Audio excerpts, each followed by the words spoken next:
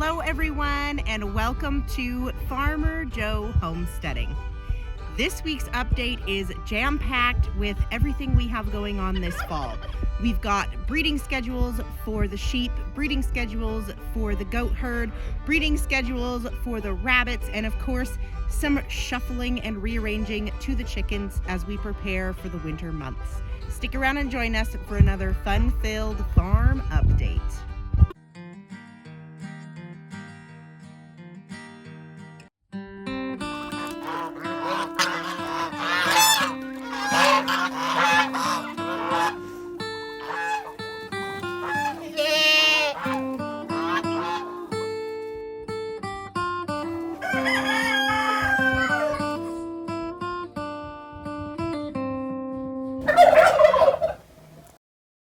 All right, we're gonna go ahead and start here with the goat herd, but we have some new additions here to the goat herd once again, and I can't wait to show you guys the new girls that we have added to our herd that will complete the growing of our herd for the 2023 season.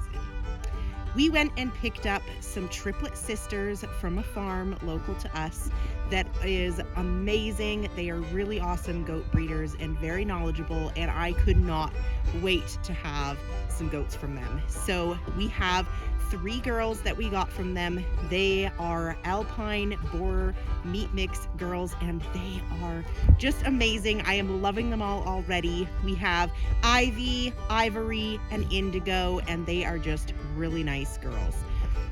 Indigo is already bred. She bred to a Billy at their farm, so she is already dealt with, but we still have the other 2 girls to breed here on the farm, and they are doing wonderfully. We've also been milking Ivory, and she has done so well, so really loving them. They are really nice girls and super sweet, and can't wait to have them a part of our herd long term. So if you happen to miss it, we did a video earlier this week going over all of our breeding plans for the 2023 season for a successful kidding season of 2024. Now, these girls are all doing really well. They're coming into winter really nicely, and I cannot wait for breeding season to officially get underway. Now, the boys are stinky. There's definitely been some girls cycling, but it's a little bit too early. So we did go ahead and breed Mama the other day, but that gives her a due date of mid-February, and we ideally don't want to start till March 1st. I went ahead and bred her because she miscarried last year and didn't end up kidding, so I wanted to get her done right away on that first strong heat. So she's done, and then obviously Indigo also will be kidding in February. So if we have 2 in February, that's manageable, and we can keep them separated when the time comes and keep their babies nice and warm. So 2 is very manageable for us for winter kidding, and then the rest we're going to wait until October 1st to start breeding the girls. So if you have been following along, you might have noticed that we have grown our herd substantially. We came into 2023 with 4 goats. We had Mama, Luna, Star, and we had our little Nigerian dwarf, Annie. Annie moved on to greener pastures because she was getting old, so she actually went to live out the rest of her days at a farm, just getting to do whatever she wanted in free range on their property. So she is living her best life, and we retained our 3 original girls. From there, we added Jessie and Sally, we added June and Everest, and then we got our sweet girl Aloise, and now we've added these triplet sisters. So we are now at a total of 11 does for breeding season and have a total of 16 goats right now. So we have tripled our numbers for goats. So we're really looking forward to this breeding season, really looking forward to the next kidding season, and they have just been an absolute blast. So really looking forward to this. We have 2 herds. We have our dairy herd, we have our meat herd, and we are going to be breeding them in 2 groups. We're going to be breeding experienced does first. We're going to start breeding them in October for some beginning of March kids, and then we're going to do a second wave and do all of our first fresheners for April, and we will be breeding them mid-November. So 2 groups, 2 different herds, and really excited to get this all underway. In addition to the goat herd, we also added a flock of sheep to the homestead this summer. We have 11 sheep in total, and 5 of those are breeding ewes. So these ewes that we've got, we are planning on breeding all of them as well. So we are hoping to breed them for April babies. So we will be putting our ram out in November. So all of the ewes will be getting bred as well for some spring babies. And so we got a lot that is going to be happening in spring 2024, but we can't wait. So with breeding the sheep, one of our ewes is actually a daughter to our ram here, Eddie. So we are actually doing a ram swap with my sister-in-law, who has a really beautiful herd of black bellies. So we're going to be swapping. She's going to take Eddie and I'm going to take her guy, Ralph.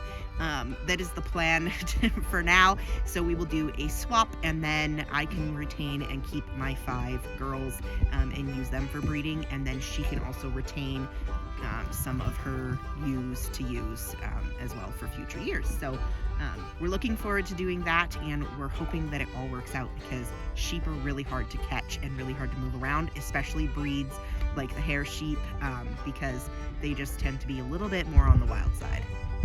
All right, guys, moving on now to the hutches. Now, I did talk about breeding the junior does. We did breed all 3 of the junior does. We have our beautiful broken doe, Kata. We have our opal and the ermine. So we did go ahead and breed all 3 of those girls. And then we also rebred Amber for one last final batch. So Amber is actually due in the next week. Our opal junior doe is due in the next week, and then the other 2 will be about a week to 10 days after that. So I'm expecting them to be due more the beginning of October. And then that will be it. That is the last of the bunnies for 2023. We don't have a super great setup to have winter bunnies, so we will wait and then we will breed again in the spring. Livy's batch of 12 is doing amazing, and they are so cute. They are at the fun, adventurous stage. They are between 3 and 4 weeks now.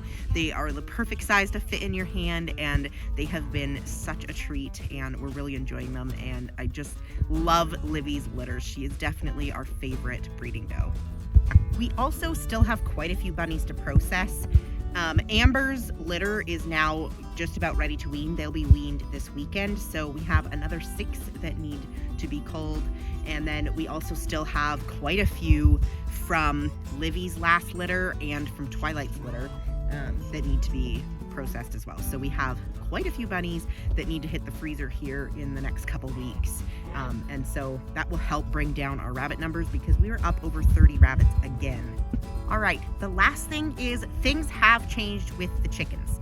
So we spent an hour and a half the other night moving chickens. So all of the older girls are now in this coop to be out free ranging. And then over here in that coop with the big run and the huge coop, I put all of our pullets. So all of the pullets are now over there. All the old girls are now in here to free range. So I wanted to do this because quite a few of our pullets are starting to lay. So I wanted to keep their eggs separate. Also, I don't want them fighting for food. I really want them to get to be a good size. So putting them in their own space, in their own coop together, they can get a good size. It also helps me keep track of them. There's 50 at least. I know I sold a few, but I think I still am hovering around that 50 mark. So it helps me keep track of what breeds I have, how many of each breed I have, and who is laying. So those pullets are now all over there, while all the old girls are in here. So far, that is working well. The turkeys all are just doing their own thing, which is totally fine by me. A couple more toms need to hit the road here soon, because we definitely don't need that many toms, but they are also doing pretty good. A lot of the nasal congestion we were dealing with is getting better, but it hasn't improved as much as I was hoping. So I did buy another supplement. It did finally come in the mail, but it has to be used warm. So I'm going to need to find a time to warm that up and bring it out and treat birds that really need it. So eventually that will get done, but for now the coops are all doing amazing. We also did butcher between 20 and 30 roosters again today. I didn't officially count them. I'm gonna count tomorrow when we package them all up. But because we did process more roosters, more young roosters were removed from the other coops around and added to there. So there's still 35 roosters now down there, and we butchered quite a few. So still lots of roosters to go around and lots to eat. So we're definitely not disappointed by the amount of roosters we've had, because we do use them for food for our family. All right, guys, lots has happened here on the homestead, but I tried to keep this short and compact for you all. Thank you so much for watching. If you haven't already, make sure you hit the subscribe button, because we constantly have things going on here. If you are into homesteading content, there is plenty of it to go around. We hope to see you guys next time.